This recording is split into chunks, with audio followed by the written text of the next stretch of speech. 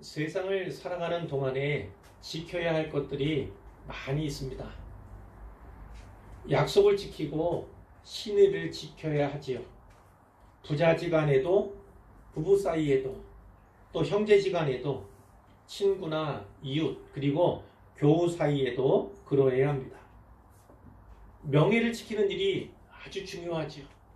건강도 잘 지켜야 합니다. 집을 잘 지켜야 하지요. 깨어 있어서 잘 대비해야 합니다. 그래서 도둑이 자기 집을 뚫지 못하게 해야죠. 나라를 잘 지켜야 합니다. 영토와 영예와 영공을 잘 지켜야 합니다. 내일 군에 입대하는 형제가 있습니다. 병사는 윗사람이 가라 하면 가고 오라 하면 오는 자입니다. 병사로 복무하는 자는 자기 생활에 얽매이면 안 되겠죠. 자기를 병사로 모집한 자를 기쁘게 하는데 힘써야 한다고 성경이 권면하고 있습니다. 그러나 예수님을 주님으로 믿고 섬기는 신자와 성도들은 이것을 좀 더 높고 좀 더 넓고 좀 더 깊은 차원에서 생각하고 실천해야 합니다. 혹시 하나님께 서원한 것이나 하나님 앞에서 서약한 것이 있다면 입으로 말한 대로 다 이행하는 것이 옳습니다.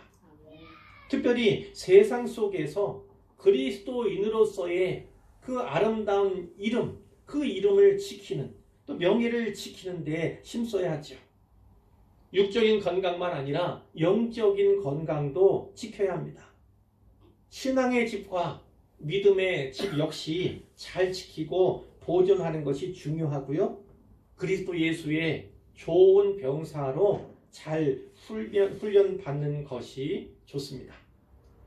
오늘 본문인 잠언 4장 23절 이하의 말씀도 우리가 지켜야 할 것들에 대해서 권면해 주시는 그런 말씀인데요. 이 시간에는 이 말씀을 통해서 은혜를 나누도록 하겠습니다.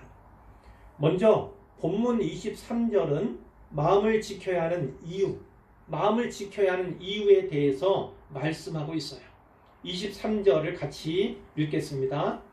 모든 지킬 만한 것 중에 더욱 내 마음을 지키라. 생명의 근원이 이에서 남이니라. 아멘. 앞에서 나누었듯이 살아가는 동안 지켜야 할 것들이 많이 있습니다. 지킬 만한 가치가 있는 것들이죠. 그런데 본문은 모든 지킬 만한 것 중에 더욱 이렇게 말씀해요. 이것은 우선순위를 나타내는 표현이죠. 그 무엇보다도 다른 무엇보다도 마음을 지킬 것을 권면하고 있어요. 그렇다면 다른 무엇보다 더욱 마음을 지켜야 하는 이유가 무엇일까? 이것을 두 가지로 생각해 보려고 합니다. 하나는 마음의 중요성 때문이고 또 하나는 마음은 지키기가 매우 어렵기 때문이에요. 자, 이 두 가지를 하나씩 살펴볼 텐데요. 왜 마음이 중요한가? 그것이 중요한 이유는 오늘 본문에 나와 있죠. 생명의 근원이 이에서 남이니라 이렇게 말씀하고 있는데 마음이 생명의 근원이기 때문입니다. 생명의 근원이 마음이기 때문에 그 마음이 중요하다 이렇게 말씀을 드리는 거예요. 요한복음 3장 36절은 이렇게 말씀합니다. 아들을 믿는 자에게는 영생이 있고 아들을 순종하지 아니하는 자는 영생을 보지 못하고 도리어 하나님의 진노가 그 위에 머물러 있느니라. 이런 말씀이 있어요. 아들을 믿는 자에게는 영생이 있고 하나님의 아들인 예수 그리스도를 믿어야만 영생, 영원한 생명을 얻을 수 있다. 이렇게 분명하게 말씀해 주시는 거죠. 로마서 10장 10절에는 이런 말씀이 있습니다. 사람이 마음으로 믿어 의에 이르고 입으로 신하여 구원에 이르느니라. 이런 말씀인데요. 우리가 하나님의 아들 예수 그리스도를 믿는데 이 믿음은 마음에서 나온 것이라고 말씀하고 있어요. 주님을 마음으로 믿습니다. 그러면 어떤 일이 있습니까? 믿는 자에게 약속된 영생, 영원한 생명을 허락받게 되고 우리가 소유하게 되는 거죠. 그러니까 마음을 생명의 근원으로 말할 수가 있는 것입니다. 마음은 또 생각의 근원이기도 합니다. 생각의 근원이기도 해요. 마음에서 생각이 나오죠. 사람은 생각을 할 때 생각을 통해서 삶의 방향을 결정하게 됩니다. 그러니까 마음에 의해서 생명의 길과 죽음의 길, 사망의 길이 결정된다고 볼 수가 있는 거죠. 이와 같이 마음은 생명의 근원이기도 하고 생각의 근원이기도 합니다. 그러니까 무엇보다 중요한 것이 마음이다. 이것을 우리가 잘 이해할 수가 있는 거죠. 자, 이제 왜 마음을 지키기가 어려운가? 마음은 왜 지키기가 어려운가에 대해서 나누어 보려고 하는데요. 예레미야 17장 9절은 이렇게 말씀을 합니다. 만물보다 거짓되고 심히 부패한 것은 마음이라. 누가 능히 이를 알리오마는 이렇게 말씀하고 있어요. 이 절에서 마음을 두 가지로 표현하는 겁니다.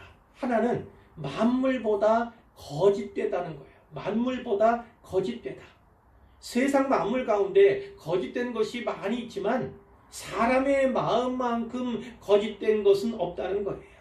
사람의 마음이 가장 거짓되다 이 말씀인데요. 자, 이런 차원에서 이해하시면 되겠어요. 사람은 다른 피조물들과는 전혀 구별되는 존재입니다. 하나님의 형상으로 지음받았기 때문이죠.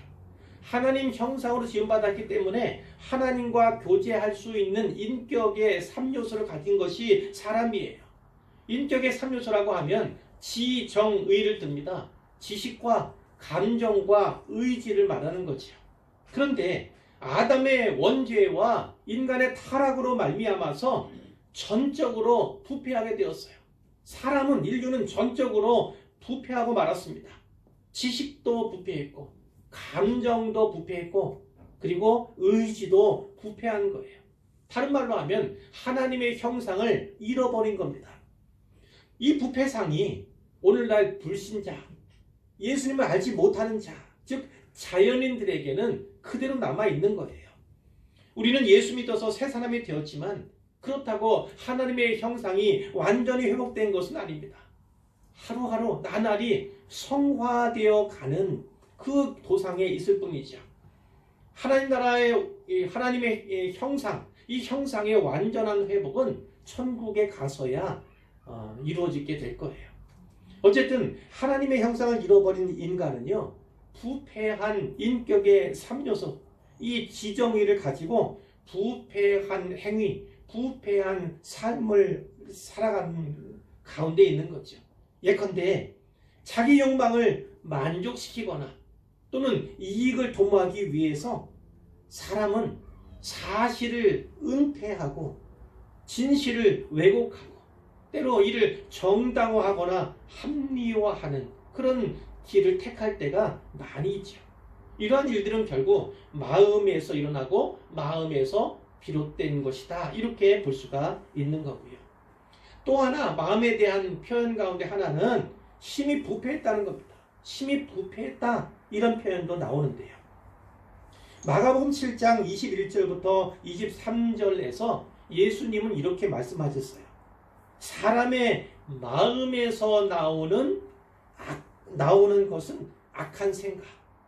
그 악한 생각을 뭐라고 표현하냐면 곧 음란과 도둑질과 살인과 간음과 탐욕과 악독과 속임과 음탕과 질투와 비방과 교만과 우매함이니 이 모든 악한 것이 다 속에서 나와서 마음에서 나와서 사람을 더럽게 하느니라. 예수님께서 이렇게 말씀하셨어요. 앞에서도 나누었지만 마음에서 생각이 나옵니다. 이 악한 모든 생각들은 다 마음에서 나오는 거예요. 마음에서 쏟아져 나온다고 볼 수 있는 거죠. 잠언 25장 28절에 이런 말씀이 있습니다. 자기의 마음을 제어하지 아니하는 자는 성읍이 무너지고 성벽이 없는 것과 같으니라. 이렇게 되어 있어요. 마음을 제어하는 것이 이만큼 중요한 겁니다. 마음을 제어하지 못하면 성읍이 무너지고 성벽이 없는 것과, 그러니까 전혀 무방비 상태가 되는 것과 같다. 이렇게 말씀을 하는 거예요. 마음을 제어하는 것이 이렇게나 중요하고요. 잠언 16장 32절에 우리가 잘 아는 말씀이 있죠. 노하기를 더디하는 자는 용사보다 낫고 자기의 마음을 다스리는 자는 성을 빼앗는 자보다 나으니라. 이렇게 말씀하고 있어요. 그만큼 자기 마음을 다스리고 자기 마음을 지키는 것이 이만큼 어렵다. 그것을 우리에게 분명히 말씀해 주는 그 내용이죠. 그러니까 우리가 예수 믿어서 하나님의 형상을 회복하고 있지만 그 회복 중에 있는 그리스도인이라고 해도 여전히 마음을 잘 지켜 나가야 한다. 그럴 만큼 마음은 너무나 중요하다. 이렇게 이해하시면 되겠어요. 자, 다음으로 그럼 마음을 잘 지키려면 어떻게 해야 하는가? 그것에 대해서 말씀해 주시는 것인데 그 24절부터 27절까지의 말씀이 그 세 가지를 또 말씀해 주고 있는 겁니다. 여기에 뭐가 나오냐면 입이 나옵니다. 물론 입술도 나오고 눈이 나옵니다. 그리고 발 이렇게 나와요. 입과 눈과 발 이 세 가지 신체 부위가 나오는데 이 것들을 주의하고 절제하는 것이 필요하다. 이렇게 말씀해 주고 있는 거예요. 자, 하나하나 살펴볼 텐데요. 첫째, 입을 잘 지켜야 합니다. 24절 말씀을 같이 읽어보도록 하겠습니다.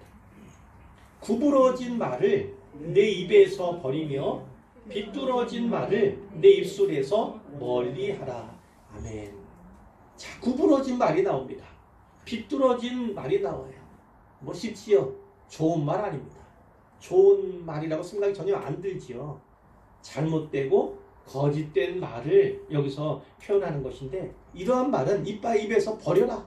그리고 입술에서 멀리하라. 이렇게 말씀하고 있는 거예요. 이 말도 이 마음의 소산입니다. 마음에서 또는 생각에서 비롯되는 것이죠. 많은 사람이 몸 밖으로 내뱉기는 하지만 결국은 그 내면, 그 마음에 다시 영향을 미치는 것이 말임을 우리에게 말씀해 주고 있는 것인데 이 말을 지키기가 이 입과 입술을, 혀를 제어하고 지키기가 너무나 어렵죠.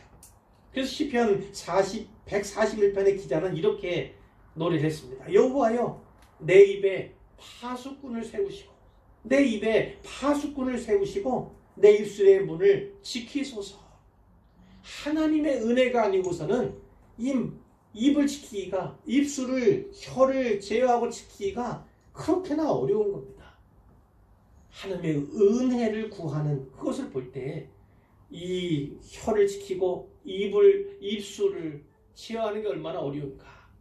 그런데 이 입을 잘 지키는 것이 마음을 잘 지키는 길이다. 이렇게 말씀해 주시는 거예요.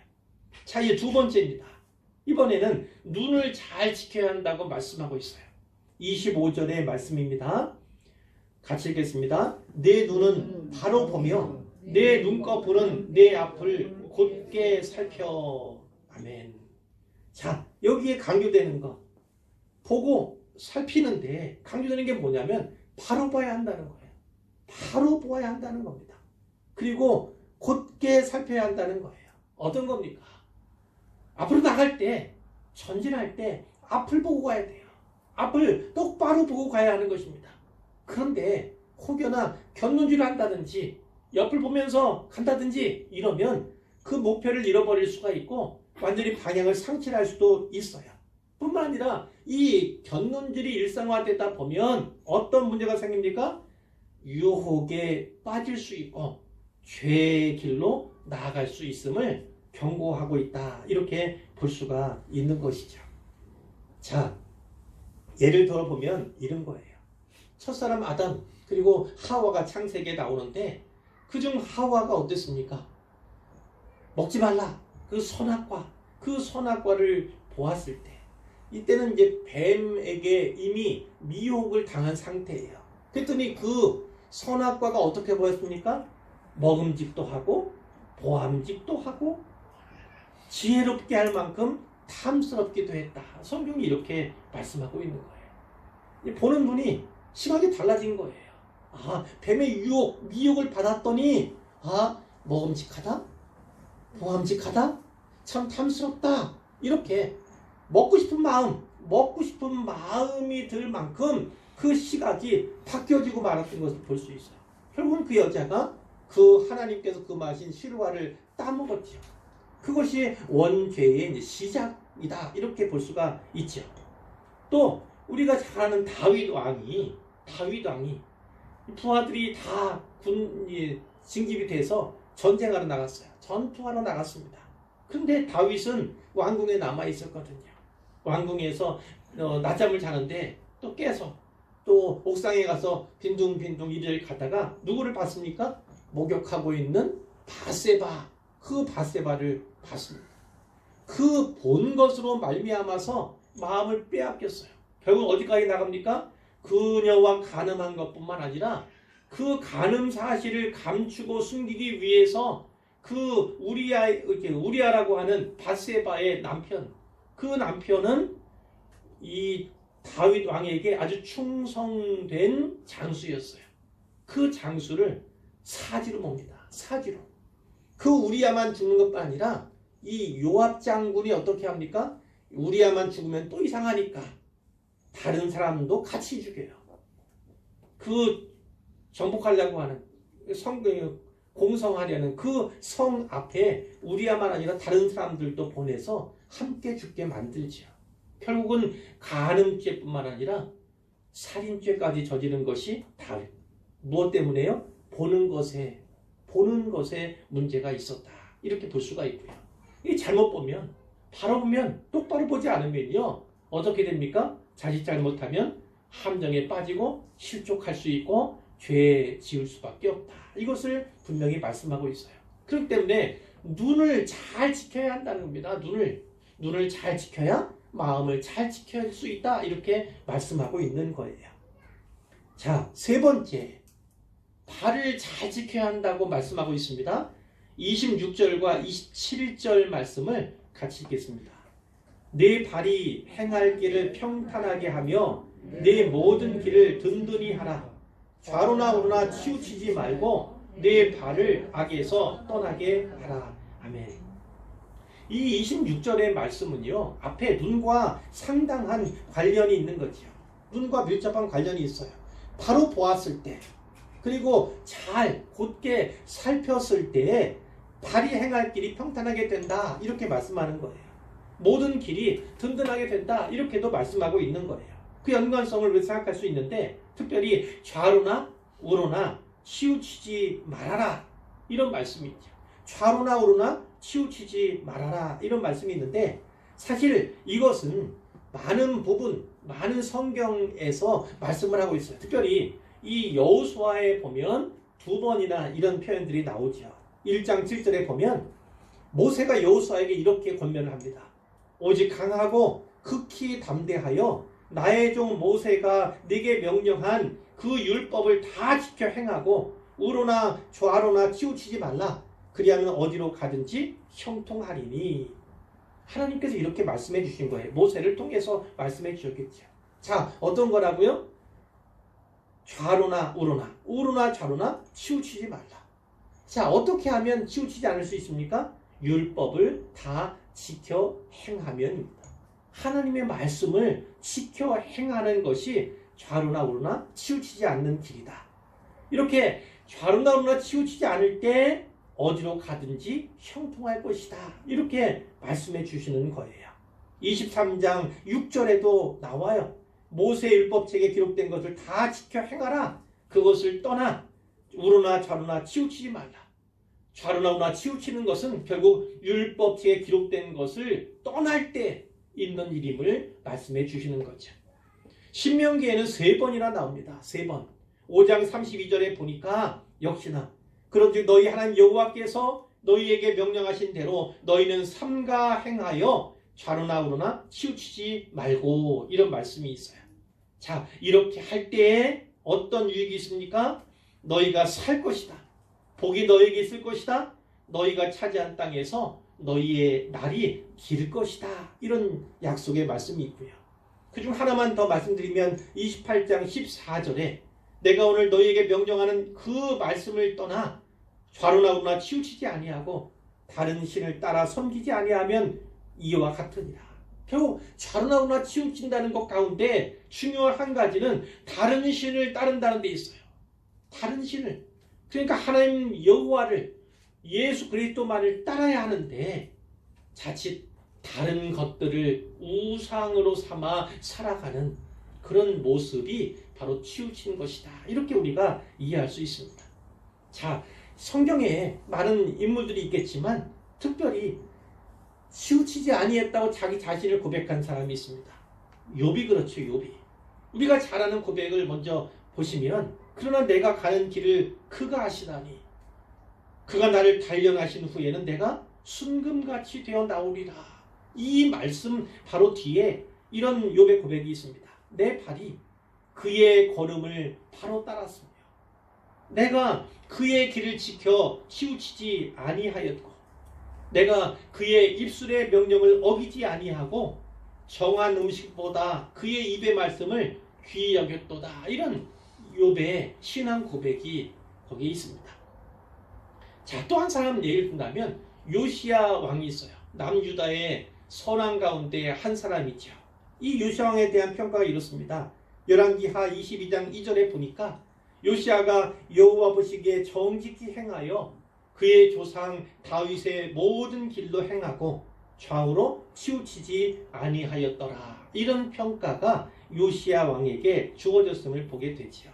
그는 좌우로 치우치지 아니한, 특별히 우상을 멀리하고 우상을 타파하고 여호와 종교로 개혁을 했던 그런 사람이 바로 요시야 왕이죠. 이렇게 사람이 있는가 하면 짐승도 있어요. 짐승도. 잘 아시는 바와 같이 이스라엘이 블레셋과의 전쟁에서 패해서 법궤를 빼앗겼잖아요.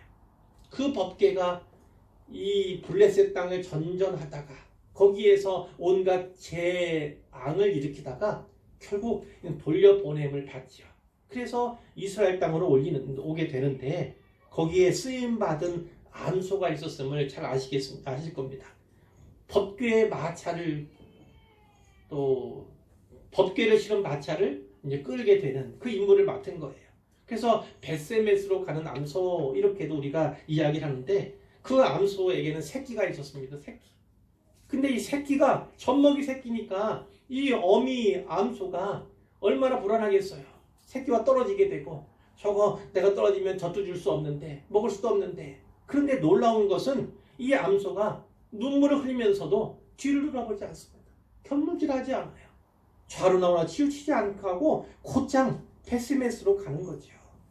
바로 행하여 대로로 가는데 울며, 그러나 좌우로 치우치지 아니했다고 이렇게 성경이 기록하는 거예요. 하나님의 사람들뿐만 아니라 하나님께 쓰임받는 이 미물인 암소도 치우치지 아니했음을 우리가 성경을 통해서 알게 되는 것이죠. 자, 이렇게 치우치지 않으면 어떻게 합니까? 시편 119편 105절에 있는 말씀과 같이 주의 말씀은 내 발의 등이요 떼길의 빛이니이다. 이 말씀이 있잖아요. 자, 치우치지 않으면 어떻게 합니까? 하나님의 말씀을 내 발의 등으로 삼아서, 등불로 삼아서. 등불은 요만큼 한 걸음 한 걸음을 비추는 그런 불이에요. 그러한 빛이에요.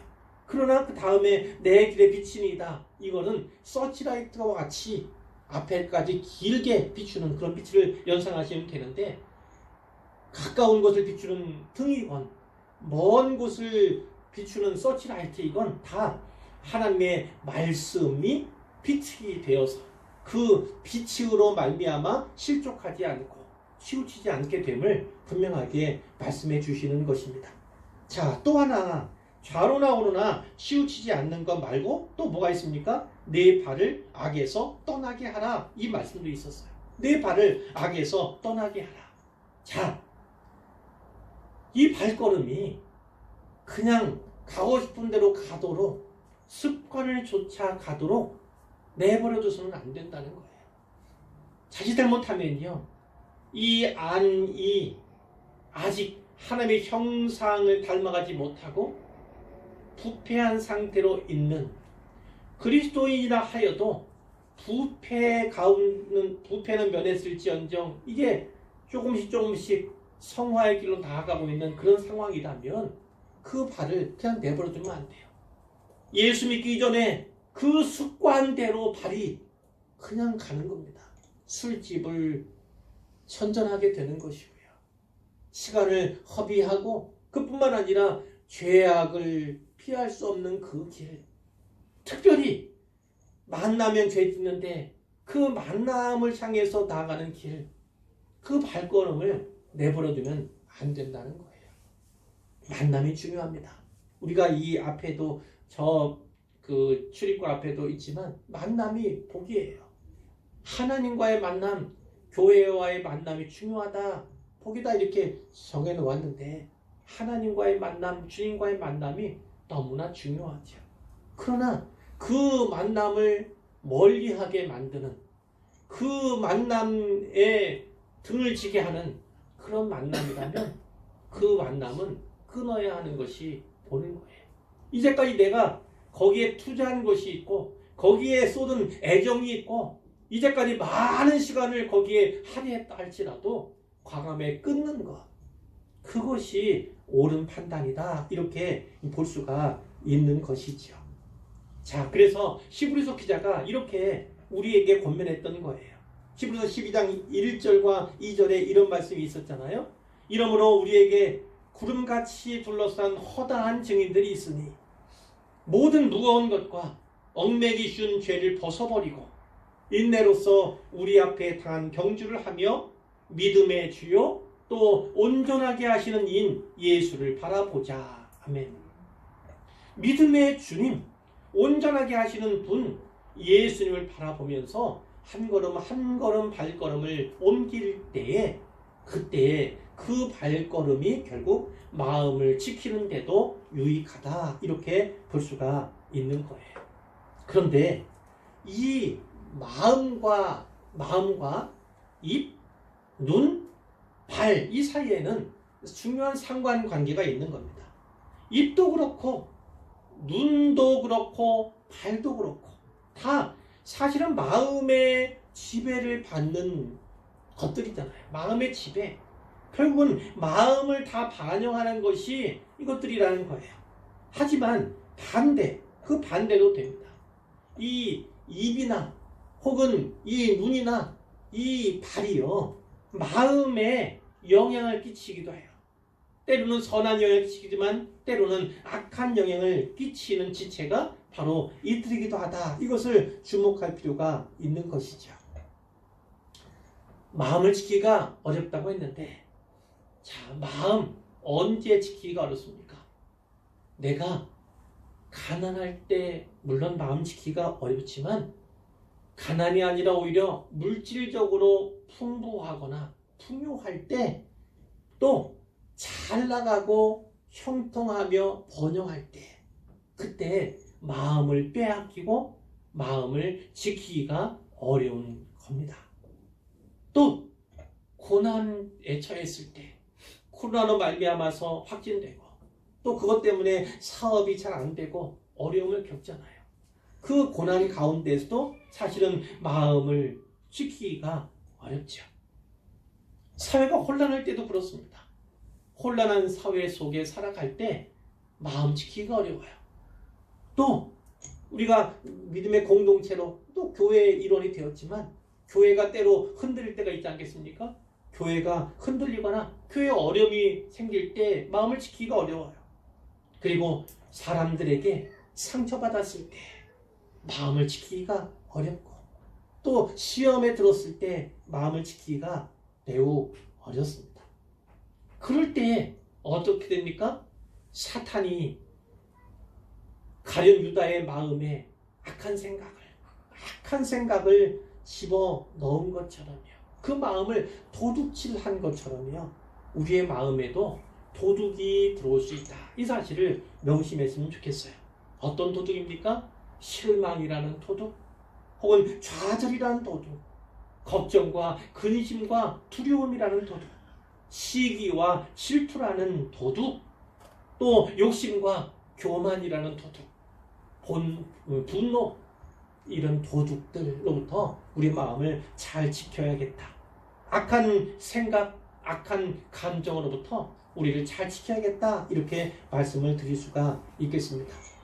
사랑하는 성도 여러분, 마음이 얼마나 중요한지 말씀을 나눴습니다. 이 마음은 어떤 겁니까? 생명의 근원이 되고 우리의 생각의 근원이 됩니다. 이 생각을 잘 치유하지 못하면 결국 마음을 빼앗기게 되고 마음을 지키지 못하게 되고 자칫 잘못하면 생명의 길이 아니라 사망의 길로 걷게 된다. 그러므로 마음이 중요하다. 마음을 지키는 것이 가장 중요하다. 이렇게 나누었고 그 뒤에 마음을 잘 지키려면 어떻게 하는가? 세 가지 성경이 말씀하고 있는데 무엇보다 입과 입술을 잘 지켜야 합니다. 그리고 무엇이 있었죠? 입과 입술 다음에 눈과 눈꺼풀 이렇게 돼 있었죠. 세 번째로는 발을 잘 지켜야 합니다. 이걸 잘 지켜갈 때 결국은 우리의 마음도 잘 지킬 수 있다. 성경이 이렇게 말씀하신 것이고 마음을 잘 지키는 자라야 결국 영성의 길을 곧게 바르게 갈 수 있다. 이렇게 볼 수가 있는 것입니다. 우리 성도 여러분 부디 마음을 잘 지키시기를 주님의 이름으로 축복하고 축원합니다.